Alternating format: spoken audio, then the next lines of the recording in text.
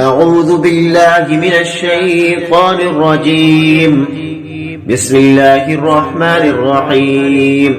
والفجر وليال عشر والشفع والوتر والليل إذا يسر هل في ذلك قسم لذي حجر ألم تر كيف فعل ربك بعاد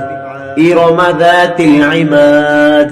التي لم يخلق مثلها في البلاد وثمود الذين جابوا الصخر بالواد وفرعون ذي الأوتاد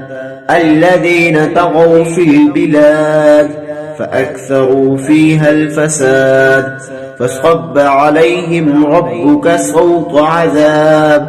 إن ربك لبالمرصاد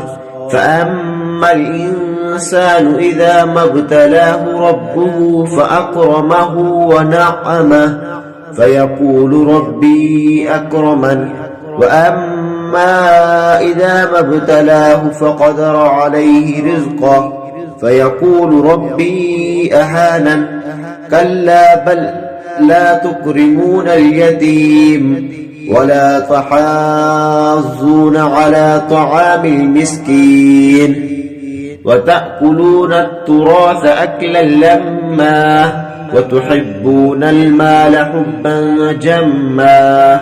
كلا إذا دكت الأرض دكا دكا وجاء ربك والملك صفا صفا وجيء يومئذ